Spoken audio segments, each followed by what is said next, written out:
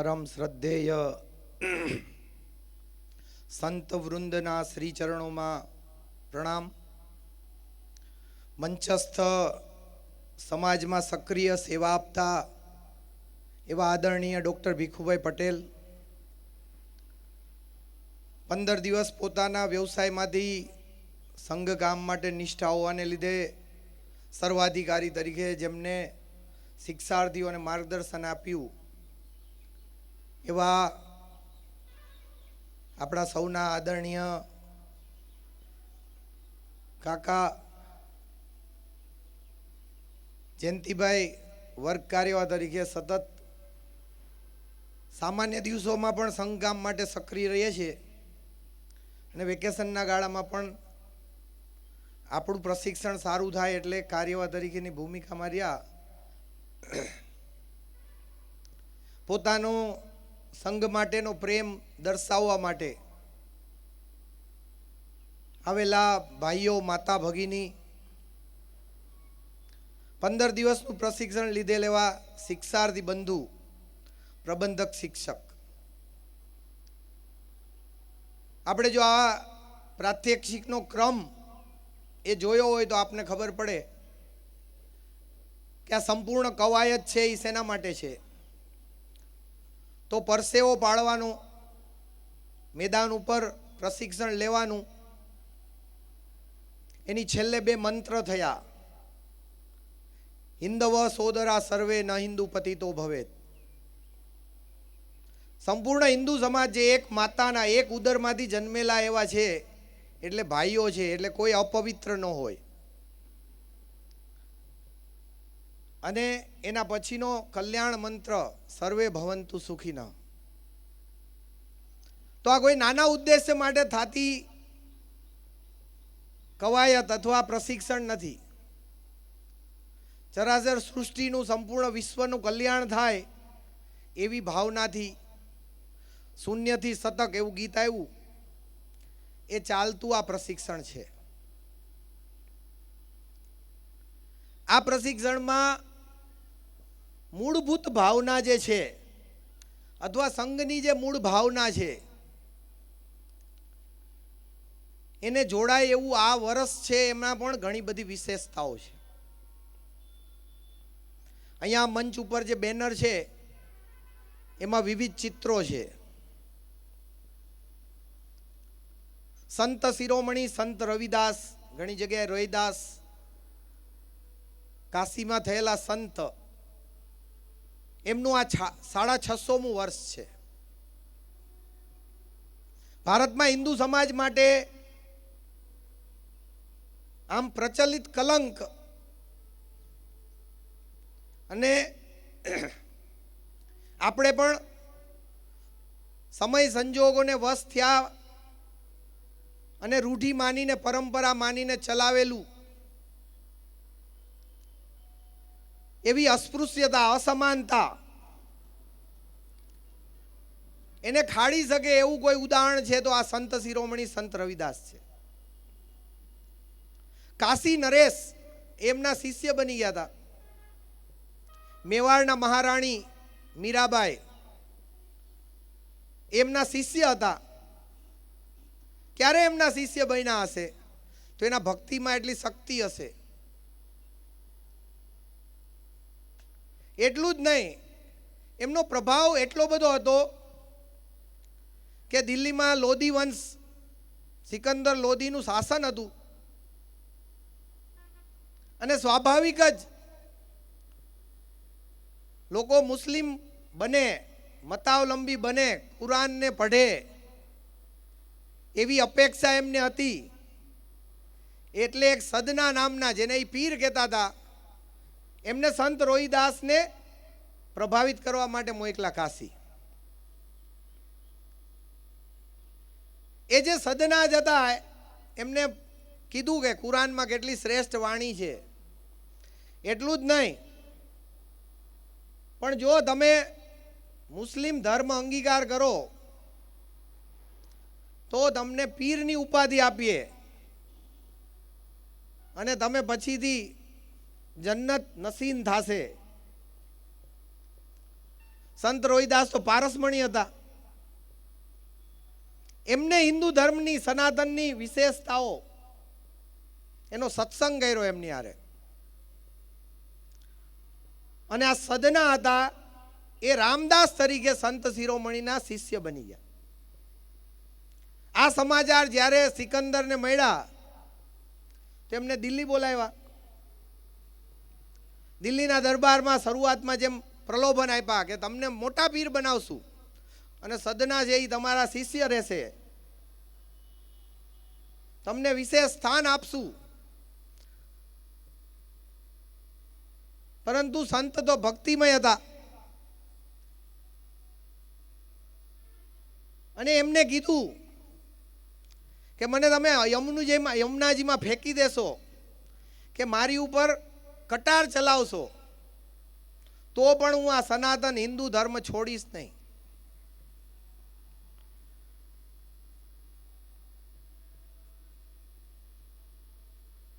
એમને વેદ ધર્મની મહત્તા સમજાવતો દોહો, વેદ ધર્મ है पूरन धर्म, वेद अलावा है सब भरम, वेद धर्म की सच्ची रीता और सद्धर्म कपोल प्रतीता, वेद वाक्य उत्तम धर्म निर्मल वाका ज्ञान, यह सच्चा मत छोड़ के मैं क्यों पढ़ूं कुरान. स्वाभाविक ज राजा अभिमानी होय एमने कारावासमां पूरी दीधा. बीजे दी सवारे ज्यारे नमाज पढ़वा बैठा तो सामे पण रोहिदास, बाजुमां रोहिदास, पाछळे रोहिदास. तरत ज बोलावीने एमने मुक्त कर्या. पण धर्म माटे पाकू रहेवुं, धर्म माटे श्रद्धा राखवी, आपणा धर्मने समजवुं, આપણી જ્ઞાતિથી ઉપર ઉઠીને સમજવું. આ સંત આવા કેમ બન્યા? તો ભીખુભાઈએ પણ કીધું કે મને બધી સમસ્યાનું સમાધાન અહીંયા ગુરુચરણમાં મળે છે. તો આપણે ત્યાં ગુરુ પરંપરાનું ખૂબ મહત્વ છે. તો રામાનંદાચાર્ય એ સંત રોહિદાસના ગુરુ હતા. એમને 12 શિષ્યો હતા, જેમાં કબીર સાહેબ પણ એમના શિષ્ય હતા. એમને હિન્દુ માટેના જે કલંક છે એના બધાના જવાબ રામાનંદાચાર્ય પાસે હતા. વિવિધ જાતિમાંથી એમને શિષ્ય બનાવ્યા. એટલું જ નહીં, આજકાલ ભારતમાં સ્ત્રીઓ માટે સ્ત્રીની સ્થિતિ ખરાબ છે એવું સતત પ્રસ્થાપિત કરવામાં આવે છે. તો સુરસરી માં અને પદ્માવતી માં એ બે એમના સ્ત્રી શિષ્ય પણ હતા. તો આવા રામાનંદાચાર્ય જે ભક્તિની લહેર ઉત્તર ભારતમાં ચલાવી, પરંતુ સમય સંજોગોએ આ સંતની વાણીને આપણે રૂઢિની પાછળ દબાવી દીધી અને ક્યાંક ક્યાંક નહીં પણ ઘણી બધી જગ્યાએ સ્પૃશ્ય અસ્પૃશ્યતા એ વ્યાપક ચાલી. આવું જ આજે બીજું વર્ષ છે. એ નવમ ગુરુ શીખ સંપ્રદાયના, આમ તો આપણા સર્વેના ગુરુ કહેવાય, ગુરુ તેગ બહાદુરજીનું બલિદાન એના 350 વર્ષ છે. ભારતમાં ભ્રમ ઊભો કરવો, વિખંડન કરવું એવો વ્યાપક પ્રયત્ન ચાલે છે. એના ભાગરૂપે જે શીખ સંપ્રદાય એ હિન્દુ ધર્મની સુરક્ષા માટે બનેલો હતો એને યોજનાપૂર્વક ધર્મ કહી અને આપણે પણ બોલવામાં પણ હિન્દુ, મુસ્લિમ, શીખ, ઈસાઈ આવું વારંવાર આપણે સાંભળવા માંડ્યા. ખરેખર પરિવારમાંથી એક મોટો દીકરો છે એ ધર્મ રક્ષા માટે જવો જોઈએ, કેસધારી થવો જોઈએ, 5 ક ધારણ કરવો જોઈએ અને ધર્મની સુરક્ષા માટે શીખ બનવો જોઈએ. એની બદલે આજે અલગ ઓળખ થઈ એનો લાભ ઉઠાવી અને જે આપણું સુરક્ષા કવચ હતું એને જ આપણી સામે ઊભા કરી દીધા. અને ખાલસા છે એ અન્ય હિન્દુ સમાજ કરતાં અલગ છે. એનાથી પણ આગળ ભારતના ટુકડા કરવા માટે ખાલિસ્તાન એવો એક અલગ પ્રદેશ, એક દેશ અમારે જોઈએ છીએ. તમે ભારત અને ખાલિસ્તાન અલગ કેમ હોઈ શકે? પંજપારેમાંથી એક દ્વારકાના પણ હતા. છેલ્લે ગુરુ ગોવિંદસિંહે જે સ્થાનમાં પોતાનો દેહ ત્યાગ કર્યો, નાંદેડ, એક ખાલિસ્તાનમાં નથી. તો આ જે ષડયંત્ર ચાલે છે એની સામે આપણે જે આ મહાપુરુષોના વિશેષ વર્ષો છે,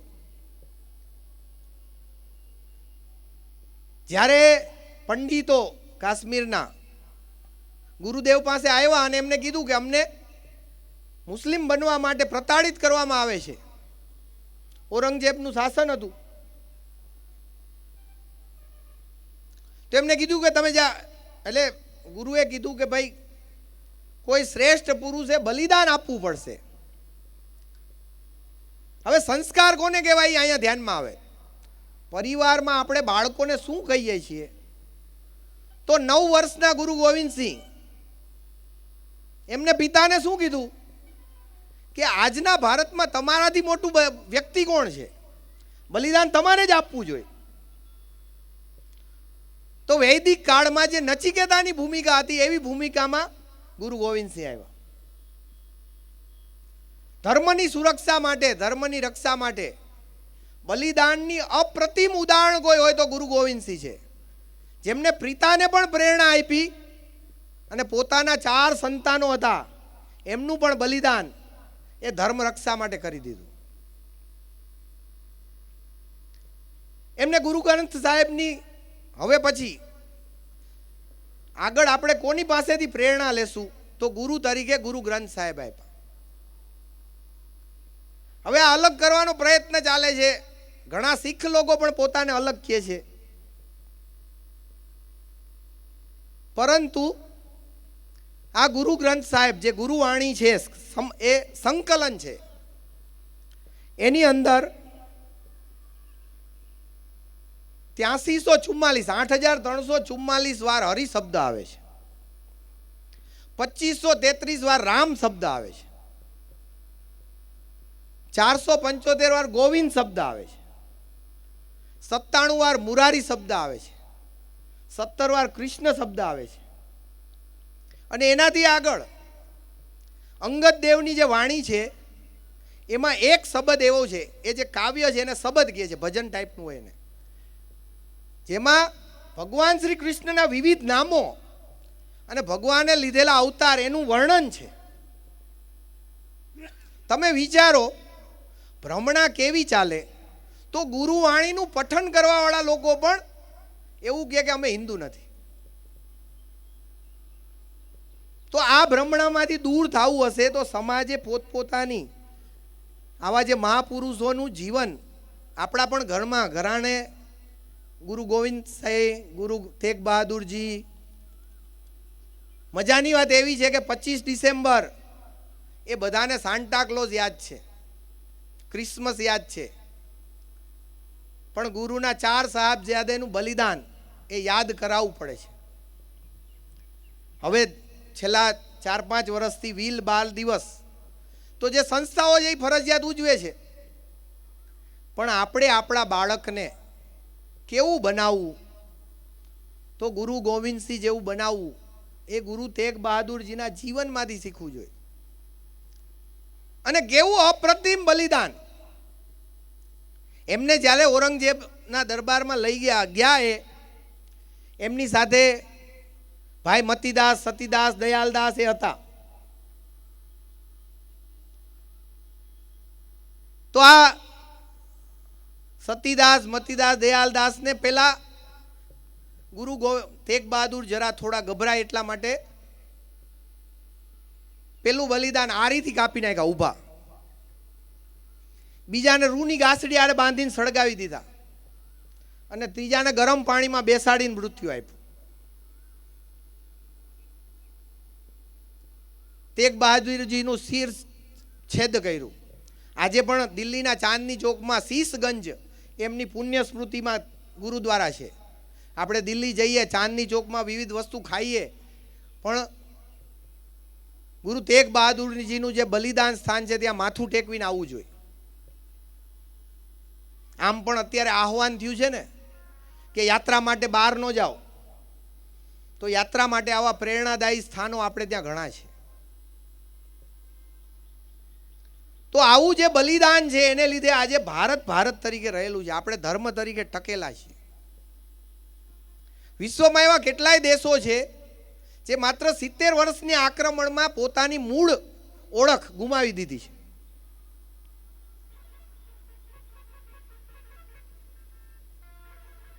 એના 100 વર્ષ અગાઉ એક ઓર યુદ્ધ હલ્દી ઘાટી,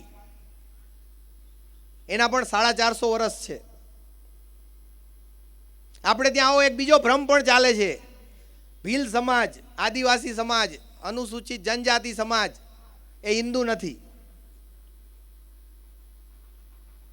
ધર્મ યુદ્ધ, સ્વાભિમાનના યુદ્ધ માટે જ્યારે રાણા પ્રતાપ લડ્યા ત્યારે એમની સાથે ખભે ખભો મિલાવીને ભીલ રાજા, અરવલ્લી વિસ્તારનો એક પ્રદેશ હતો, એના રાજા હતા રાણા પૂંજા ભીલ, પોતાના સેના સાથે લડવા આવ્યા હતા.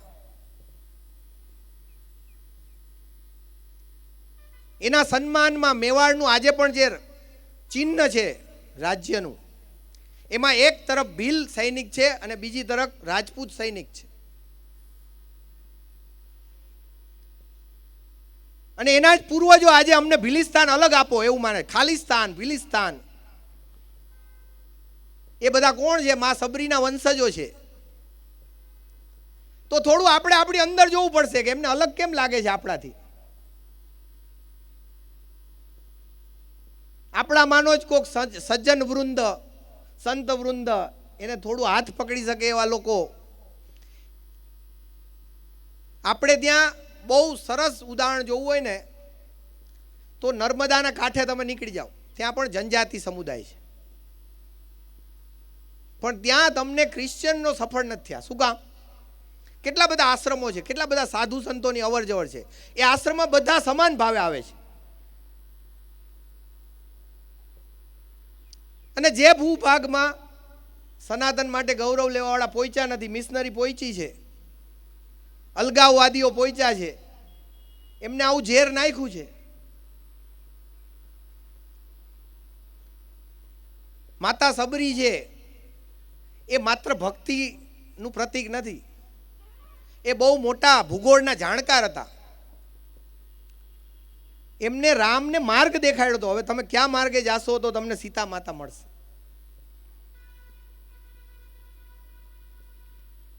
પરંતુ આપણે ત્યાં કથા, વાર્તા, કથન એમાં આવે છે, આપણા વ્યવહારમાં નથી. આ જ યુદ્ધ સાથે જોડાયેલી એક બીજી ઘટના છે. એટલે સુદૂર જંગલમાં રહેતા વ્યક્તિએ પણ પોતાનો ધર્મ નિભાવ્યો અને શેઠ પ્રકારના ભામાસા પોતાની સંપૂર્ણ સંપત્તિ રાણા પ્રતાપના ચરણોમાં આપીને મૂકી દીધી. એવું કહેવાય છે કે લગભગ એ સમયના 25,000 સોના મોહરો 20 વર્ષ સુધી 25,000 સૈનિકોનું જીવન ચલાવી નિર્વાહ થઈ શકે એટલું ધન, બધું જ ધન એ ધર્મ સ્વરાજની રક્ષા માટે આ ભામાસાએ આપી દીધું. આજે પણ ક્યાંય પણ મંચ ઉપરથી કોઈ દાન થાય તો શું કે સમાજના ભામાસા છે, એટલું અપ્રતિમ દામ છે એમ.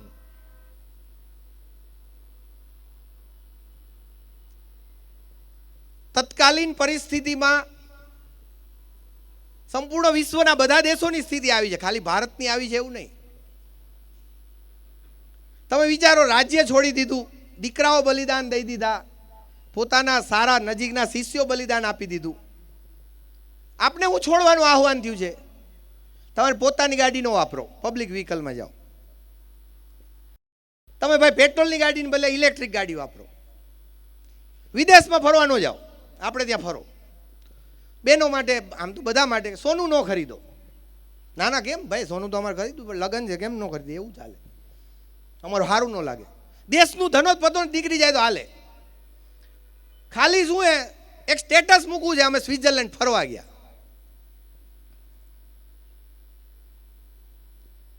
તો આવું માત્ર વડાપ્રધાનના આહવાનથી ન થાય આપણા પરિવાર.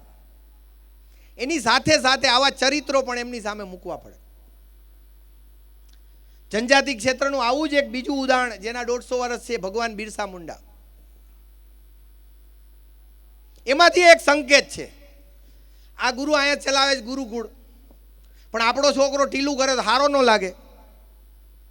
આપણો જરા ઇંગ્લિશમાં લફર ફફર બોલવો જોઈએ, એટલે મિશનરી સ્કૂલમાં મોકલીએ છીએ. 9 વર્ષના બિરસા મુંડા જંગલમાં રહેતા હતા, અભાવમાં રહેતા હતા. શું કામ સ્કૂલ છોડી? કારણ કે ત્યાંના જે શિક્ષક હતા એ હિન્દુ ધર્મને ગાળું દેતા હતા. ત્યાં ભણવું હોય તો ક્રિશ્ચિયન થઈને ભણવાનું હતું. કેટલી અપ્રતિમ ધર્મ ભક્તિ સાવ જંગલના છેડે રહેલા માણસ સુધી હતી. ઝારખંડ, આજે પણ ઝારખંડ પછાત કહેવાય છે, વિચારો. અને આજે જે આપણે ભણાવીએ છીએ ને મિશનરી ઝેવિયર્સમાં, એ જ રૂપિયાથી આપણા ભાઈઓ એનું કન્વર્ઝન થાય છે. અને સાધુ સંતો જલસા કરે છે એવું કહે, લાડુડી ખાય. લાડુડી ખાઈને દેખાડો ને 2 વર્ષ ખાલી કેમ થાય છે. ભગવો પહેરીને તો બતાવો. એક આવી કોઈ આટલું જો નાનું ઇન્સ્ટિટ્યુશન સંચાલન કરો, ખબર પડે.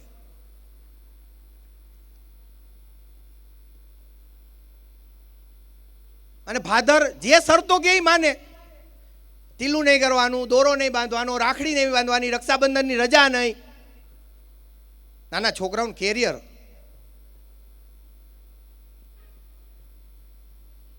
તો દેશ માટે, ધર્મ માટે જે ફના થયેલા છે એવા લોકોને આપણી સામે આપણા આદર્શ તરીકે, આ બધાના જવાબમાં પણ મજાની વાત એવી છે કે આ વર્ષની બહુ સરસ વિવિધતા છે. અહીંયા પાછળ છે સ્વામી શ્રદ્ધાનંદજીના બલિદાનના 100 વર્ષ. આર્ય સમાજમાં માનતા હતા આગળનું જેટલું ચાલ્યું એ પરિવર્તન માટે, એટલે ધર્મ પંથ છોડવા માટે ચાલ્યું. શ્રદ્ધાનંદજી એનો ઉપાય આપ્યો. ફેબ્રુઆરી 1923માં સંસ્થા સ્થાપી, શુદ્ધિકરણ માટે મહાસભા. 3 વર્ષમાં લગભગ 3 લાખ લોકો ક્રિશ્ચિયન મુસ્લિમને પરત શુદ્ધ કર્યા, સ્વધર્મમાં પરત લઈ આવ્યા.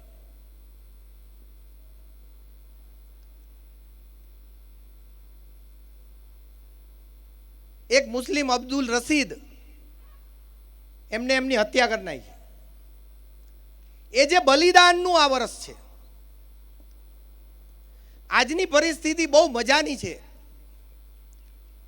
બહુ બધા ગયેલા લોકો ખુશ નથી. છાને છાપરે વ્યક્તિગત મળે ત્યારે આપણે કહે છે કે ભાઈ અમને ગુંગળામણ થાય છે. ઘણા લોકો એમ કે અમારી દીકરીઓને અમે એટલે વિદેશ મોકલીએ છીએ ભણવા માટે કે અહીંયા અમારા જે વ્યવસ્થા છે એમાં અમને મજા નથી આવતી. હવે પ્રશ્ન શું છે? તો શ્રદ્ધાનંદજી જેવી પહેલ કરવાનો પ્રશ્ન છે. આપણી આસપાસ વડોદરા જિલ્લામાં કેટલા બધા ક્ષત્રિય મોરે સલામ છે. એક નાની ભૂલ, 2 ઉદાહરણ આપણે ત્યાં બહુ પ્રખ્યાત છે. આ મોહમ્મદ અલી જીણા છે ને, એના દાદા, એમને માછલીનો વેપાર કર્યો. એટલે ત્યારે જેમાં માનતા હતા એમને કીધું કે તમે આવું કરો એટલે તમે હવે હિન્દુ નહીં, મુસ્લિમ બન્યા.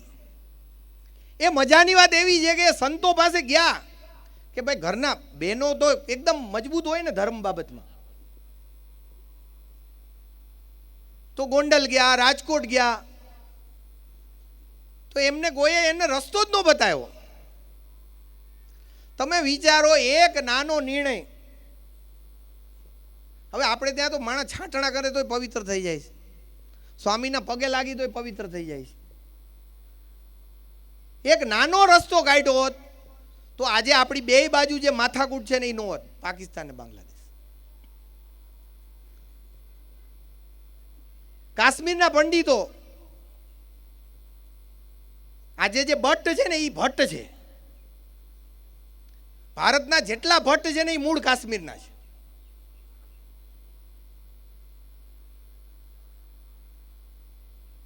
તો જ્યારે રાજા પાસે આવ્યા તો ત્યારના જે બ્રાહ્મણો હતા એમને કીધું કે જો તમે આમને પરાવર્તન કરશો, ફરી સ્વધર્મમાં લઈ આવશો તો તમને બ્રહ્મ હત્યાનું પાપ લાગશે, અમે બધા મરી જશું. આજે આપણું જે મુકુટ છે એ માથાકૂટ બની ગયો છે. ભગવાન કૃપાથી ત્યારે જો આપણે, એટલે આપણું દુર્ભાગ્ય પણ હશે કાંઈક ને કાંઈક.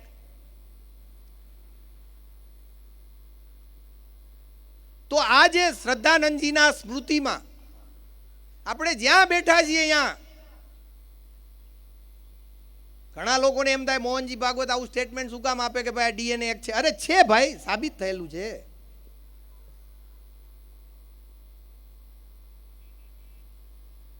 તો હિન્દુ સમાજ ફરી સ્વામી શ્રદ્ધાનંદની જેમ પોતાના હૃદયના દ્વાર મોટા કરે, જે જાતિમાંથી ગયેલા છે એ જાતિ તૈયારી બતાવે, જે કુળદેવતાને માને છે એ પૂજારી એને બોલાવે, જે એમના ગઢવી છે એમના ઘરે પધરામણી કરે અને એમને પુનઃ સ્મરણ કરાવે. જબરજસ્તી ભારતમાં છે જ નહીં, કરવાની જરૂર નથી.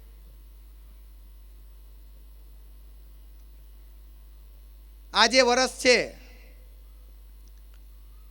એ આપણા ગુજરાતના પનોતા પુત્ર સરદાર વલ્લભભાઈનું પણ 150મું વર્ષ છે. સંપૂર્ણ ભારતને એક કરવામાં ભૂમિકા રહી, એની સાથે પુનઃ ગૌરવ પ્રાપ્ત કરવા માટે સોમનાથ મહાદેવની પુનઃ પ્રાણ પ્રતિષ્ઠાનું પણ 75મું વર્ષ છે. તો દેશે ગૌરવ કેમ મેળવવાનું પરત? ત્યારના પંતપ્રધાન રાજી નહોતા. એની સામે થઈને પ્રથમ જ્યોતિર્લિંગ સોમનાથ ઉપર ફરી રાષ્ટ્રીય સ્મારક તરીકે આજે મંદિર ઊભું છે. રાણી અહલ્યાબાઈ હોલકરે એવું કીધું હતું કે સોમનાથ કોઈ આવે તો એને પૂજ્ય શિવ ભગવાન મળવા જોઈએ. એટલે રાણી અહલ્યાબાઈ હોલકરનું એક બનાવેલું મંદિર છે અને ફરી જે મોટું ભવ્ય દિવ્ય એ સોમનાથ મંદિર.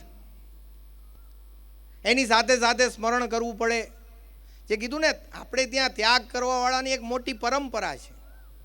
તો સ્વતંત્ર ભારતમાં અમારું વિલીનીકરણ એટલે કંઈ બહુ નાની વસ્તુ નથી. સામાન્ય વિચારો, ભાઈઓ વચ્ચે ઝઘડો થઈ જાય છે, માથા ફાટી જાય છે, ખાલી સેઢાનો જો આટલા ટેબલ જેટલી જગ્યાનો પ્રશ્ન હોય છે. એવા સમયે ભાવનગર રાજા કૃષ્ણકુમારજીએ પોતાનું રાજ્ય સામેથી આવીને આપ્યું અને એવા તો 562 રજવાડા. એ સમયે થોડા દ્રોહીઓનો પણ યાદ કરવા પડે. હૈદરાબાદ, જુનાગઢના નિજામ, પણ સરદાર તો સરદાર હતા. સઠ સામે સઠ સામાન્ય પ્રજાને લડવા માટે તૈયાર કરી અને હૈદરાબાદ અને જુનાગઢ બંનેના નિજામને ભાગવું પડ્યું. એવું ને એવો એક ત્રીજો પ્રશ્ન પણ હતો કાશ્મીરનો. અહીંયા ઘણીવાર પ્રચલિત નથી કાશ્મીર વિલય બાબત. તો એ સમયે કાશ્મીરના જે રાજા હતા હરિસિંહ, એમને એવું હતું કે આપણે સ્વતંત્ર રહીએ, એમાં આપણને લાભ છે.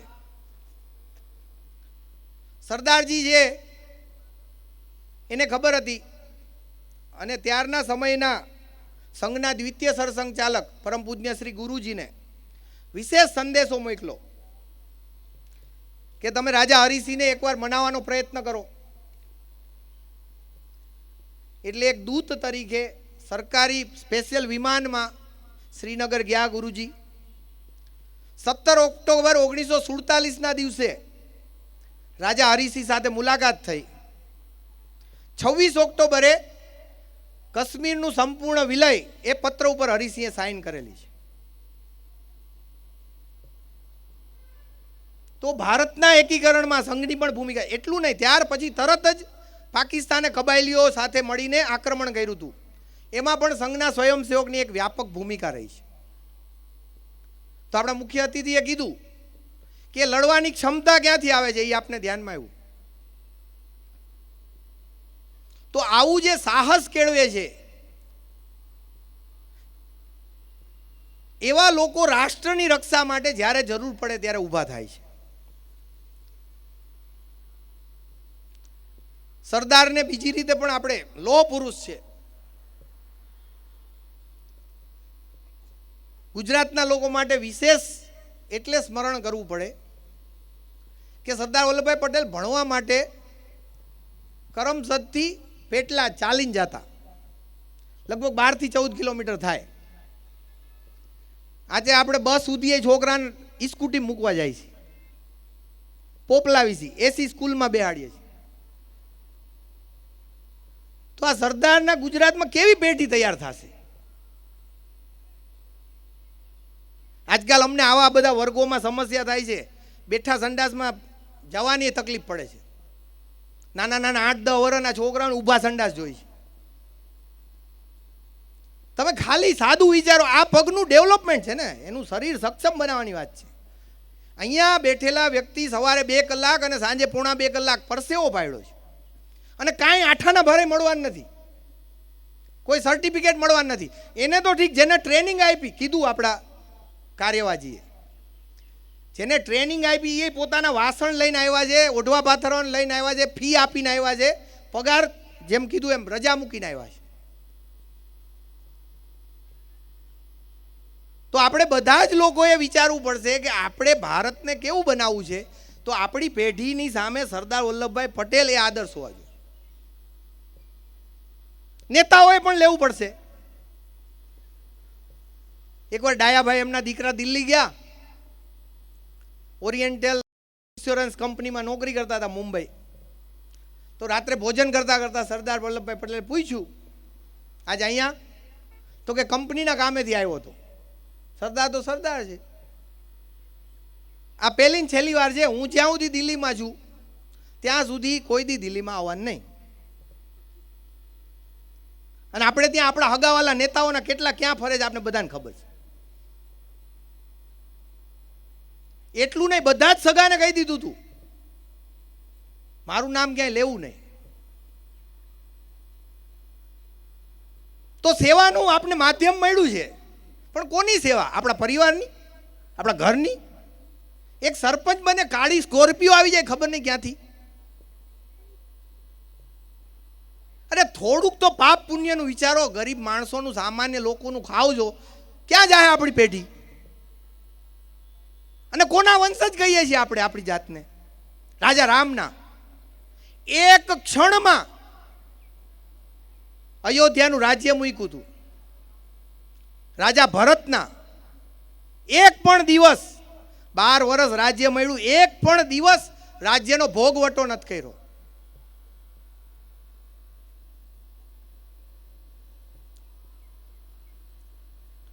તો આપણા દેશને ઊંચાઈએ પહોંચાડવું હશે તો કોઈ નેતા, કોઈ પાર્ટી, કોઈ આવી આરએસએસ સંસ્થા, માત્ર ભગવાનની કૃપા એ નહીં થાય. દરેક વ્યક્તિએ પોતાનું કાંઈક ને કાંઈક આપવું જ પડશે. ભારત ભક્તિને સ્મરણ કરવાનું પણ આ વર્ષ છે. વંદે માતરમનું 150મું વર્ષ છે. આપણે બધા ગૌરવ લઈએ છીએ, વંદે માતરમ બોલીએ છીએ, સંઘ વિચાર હારે જોડાયેલા છીએ. પણ આપણી અંદર જરા વિચારજો કે આખું વંદે માતરમ કેટલાને આવડે છે. તો આજે અહીંથી છૂટતા પહેલા એક સંકલ્પ તો લઈએ કે મારા આખા પરિવારને વંદે માતરમ શીખવાડી દેશું. આ વર્ષમાં રોજ હવારે પહેલું ગીત વંદે માતરમ વાગશે. અરે ઘણા ઘરોમાં તો આપને શરમ આવે, રોજ હવારે ક્યાંથી ક્યાં ફિલ્મના ગીત વગાડે છે. છોકરાઓને આપણે આપવા શું માંગીએ છીએ સમજાતું નથી. અહીંયા આટલા ચિત્રોમાંથી બધાના નામ, ફોટો જોઈને આપણું છોકરું કઈ હગે એવું છે. અને કોઈ પણ ફિલ્મના હીરો હિરોઈન, કોઈ પણ સિરિયલના કલાકાર, ક્રિકેટરો,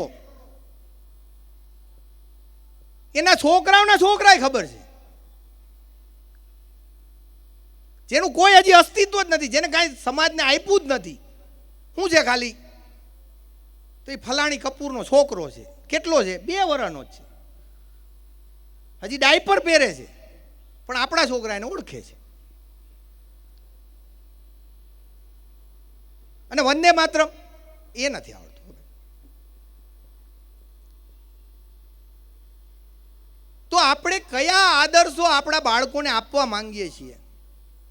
અને એનું નુકસાન રાષ્ટ્રને તો બહુ છેલ્લે છે. સૌથી પહેલું નુકસાન આપણે પરિવારને છે.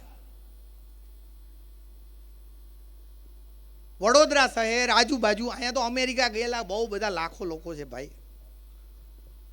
જવલ્લે આંગળીના વેઢે એકાદ બે મળે છે જે એમ કે મા બાપ બીમાર થયા, છોકરો બધું મૂકીને સેવામાં આવી ગયો. તો કોના પાપે છે? આપણે જ કીધું ના, કેરિયર બનાવો ભાઈ, તમારું કેરિયર ફર્સ્ટ હો ભાઈ, બીજું કાંઈ નહીં. તમારા માટે લાખો રૂપિયાની ફી આપશું. અરે ભાઈ, માતૃદેવો ભવ, પિતૃદેવો ભવ, ગુરુદેવો ભવ, પછી કેરિયર દેવો ભવ, એની વચ્ચે હજી રાષ્ટ્ર દેવો ભવ આવશે. તો એ કોક આવીને શીખવાડી જાય આપણા છોકરાઓને. તો આ જે વર્ષની વિશેષતાઓ છે એ આપણા ઘરમાં આપણે લઈ આવવી પડશે. દર વર્ષે આવી વિશેષ આપણે ત્યાં તો દરેક દિવસ ઉત્સવ છે, દરેક દિવસ મારા મહાપુરુષ છે. એમને કીધું ને સંઘના કાર્યકર્તાઓ આવા કેમ થાય, એનું હું તમને પહેલું કારણ એવું કહું. સવારે ઉઠીને 4:15 ઉઠે છે અને 5 ને 10 પહેલું કામ છે એ ભારત ભક્તિ સ્તોત્ર કરે છે, જેમાં ભારત કેટલું સરસ છે, ભારતના મહાપુરુષો કેવા છે, ભારતની નદીઓ કેવી છે, એ પહેલું સ્મરણ એ કરે છે. તો રાષ્ટ્ર પ્રથમ ક્યારે આવે? તો સવારે ઉઠીને પહેલું કામ ભારત માતાને યાદ કરીએ. તો આપણે પણ આપણા સમાજમાં આવું નિર્માણ કરવા માટે સંઘનું શતાબ્દી વર્ષનું આહવાન શું છે? પેલું તો આવું જે અલગ અલગ વાતો કરતા કરતા જેટલા પણ ભ્રમોની વાત થઈ છે એ ભ્રમમાંથી આપણા સમાજને દૂર કરીને ભારત માટે, અને આપણે સંજોગથી એટલા સારા સમયમાં છીએ કે આજે વિશ્વને બધાને ભારતની નોંધ લેવી પડે છે. આપણું યોગ એક સાથે 121 દેશોએ સ્વીકાર કર્યું, કોઈ પણ વિરોધ વગર. તો એ ભારતની અત્યારની આપણી જે તાકાત છે એ જ બતાવે છે. આપણું 3જા નંબરનું સૈન્ય છે. અત્યારની પરિસ્થિતિમાં આ ચીન છે ને, ચીનને લગભગ 12 દેશોની બોર્ડર લાગુ પડે છે. એમાંથી એક જ દેશમાં એને પોતાના સૈનિકોને પાછા ખેંચવા પડ્યા છે, ભારત છે.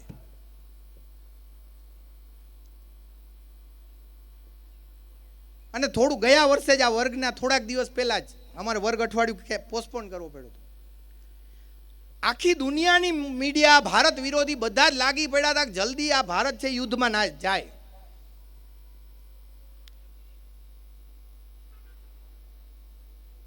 પરંતુ આજે યુદ્ધમાં ન ગયા લાંબુ, ઘણા બધા તો બંગડીઓ સુધી નરેન્દ્રભાઈ મોકલવા તૈયાર થઈ ગયા.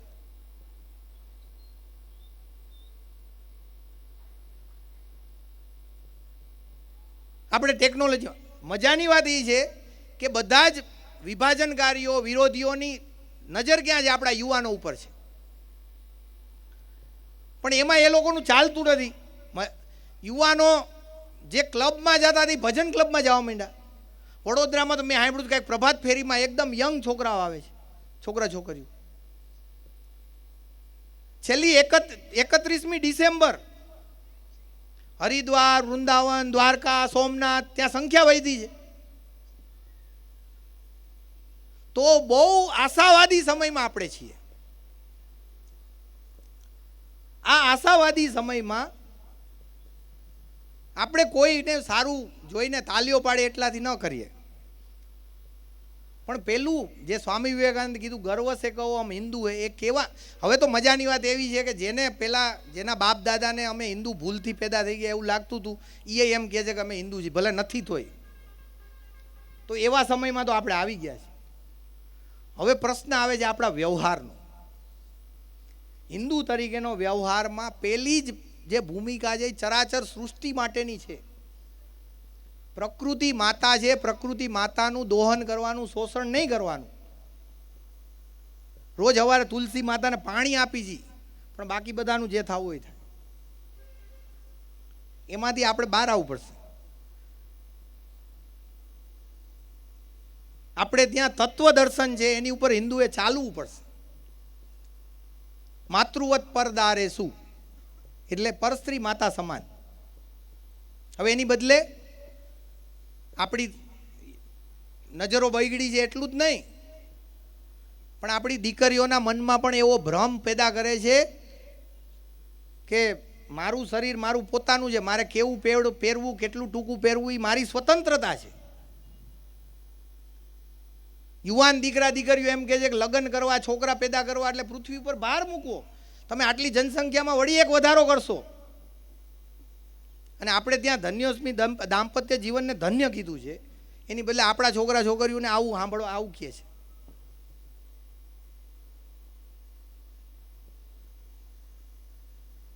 દ્રવ્યની અર્થની વાત માત્ર નેતાઓ પૂરતી નથી.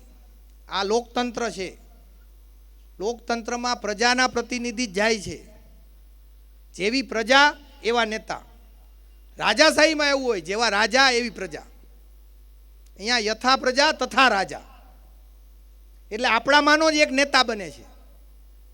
એટલે આપણા મનમાં કેટલી ધન લાલસા છે. પર દ્રવ્ય સુલોષ્ટવતની બદલે કોઈ પણ માર્ગે મને દ્રવ્ય મળે. એ કોકનું લૂંટી લીધું હોય, કોકનું સાવ ગરીબ માણસ બચારો બેહાલ હોય એના રૂપિયા પડાવી લે. આજકાલ તો ફ્રોડ ચાલે છે. પૂર્વ સૈનિકોના રૂપિયા ઉડી જાય. આખા જીવનનું જેને નાણું ભેગું કર્યું હોય એનું ઉડી જાય. તો આજે અર્થ તરફ, સ્ત્રી તરફ, પ્રકૃતિ તરફ જોવાનું જે આપણું દર્શન છે એ તરફ આપણે ચાલવું પડશે. અને ચાલવા માટે આપણે એને સ્મરણ કરવું પડશે. એ ટાઈમનું ઇન્વેસ્ટમેન્ટ જ છે. અત્યારે લોકોને આપણે ત્યાં 3 ઇન્સ્ટિટ્યૂટ એવા છે કે જેને હજી ફરી સક્ષમ બનવા જેવું છે. એમાં એક છે પરિવાર, બીજું છે સ્કૂલ અને ત્રીજું છે મંદિર. મંદિર એ પ્રેરણાના કેન્દ્રો હતા. મંદિરમાં જવાથી માણસને પોઝિટિવ વિચાર આવતા હતા, દિશા મળતી હતી. એ ફરી 3 ઇન્સ્ટિટ્યૂટને સારા કરવા પડશે. અને આપણે ત્યાં એક વ્યવસ્થા છે, એ સમાજ વ્યવસ્થા. એ સમાજ છે એ હવે સરદાર પટેલનું નામ નીકળ્યું છે, સંજોગથી આ ત્રણેય પટેલ છે, તોય મારે કહેવું પડશે કે પાટીદાર આંદોલનનો ઝંડો લઈને સરદાર વલ્લભભાઈના નામે નીકળ્યા હતા. શરમાતા નથી. એને એના છોકરાઓને પગથિયું ન ચડવા દીધું દિલ્હીમાં, અને આખો સમાજ લાગી પડ્યો. જે અગ્રણીઓએ પોતાનું જીવન ઘસી નાખ્યું હતું સમાજ માટે, એને ગાળું દેવા માંડ્યા હતા. તમે જુઓ, પેઢીને સરખું શિક્ષણ, સરખી વાત નહીં કરીએ અને આજની પેઢી જે ઇલોજિકલ વાત થપાટથી નહીં સમજે. અમારા અહીંયા એક છોકરાને અમારા શિક્ષકે થોડુંક જોરથી મારી દીધું હતું, રોતા રોતા આવ્યા હતા કે ભાઈ અમને મારે છે. હવે એ પ્રકારની પેઢી છે.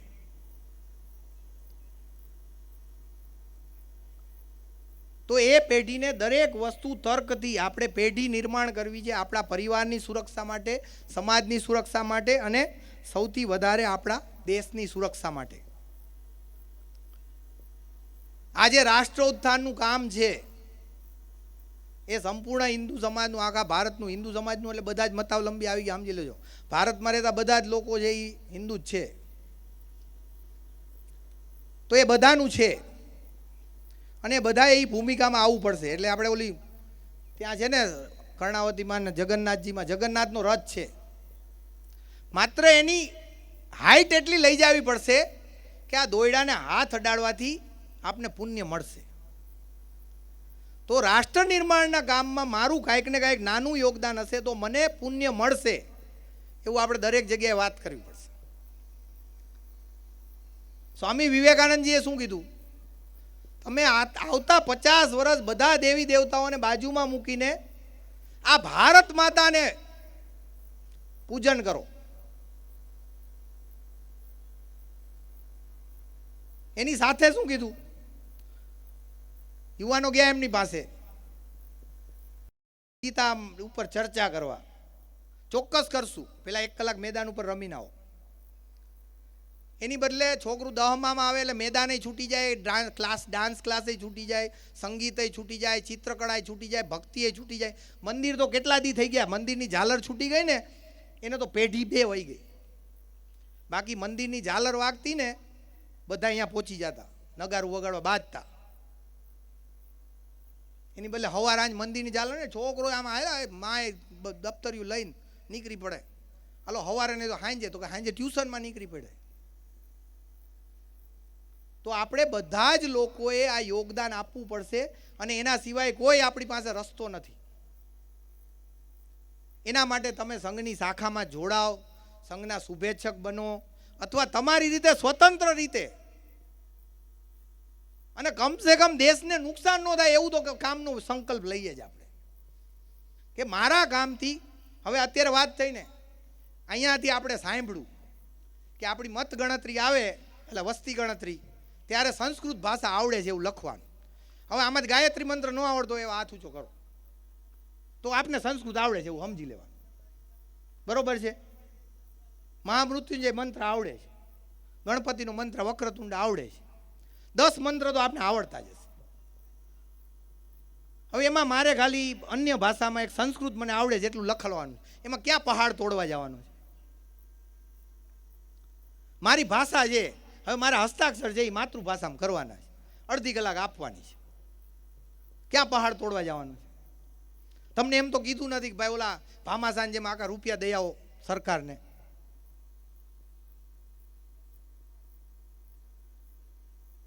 તો આટલું નાનું અને એ જે કીધું એમ આ જે રાષ્ટ્ર કાર્ય છે એ સંપૂર્ણ વિશ્વના કલ્યાણ માટે છે, એટલે એ સંકુચિત હેતુ માટે નથી. તો આજના દિવસે આપ સર્વે આવ્યા, થોડું આકરું બોલાઈ ગયું હોય તો માફી, પરંતુ આપણે લોકો પણ આ રાષ્ટ્ર કાર્યમાં લાગીએ. કોઈને સંઘના સદસ્ય સ્વયંસેવક ન બનો તોય ચાલે, પણ રાષ્ટ્ર કાર્ય સંઘની ઈચ્છા એવી છે કે અમે કોઈ આની ક્રેડિટ ન લઈ જાય. સંપૂર્ણ હિન્દુ સમાજ, સંપૂર્ણ ભારતની જનતા એ આની ક્રેડિટ લે અને આ ભારતનું નવું ઉત્થાન એ અમારા બધાના હાથે થશે એવા સંકલ્પ સાથે આપણે છૂટા પડીએ એવી અભ્યર્થના.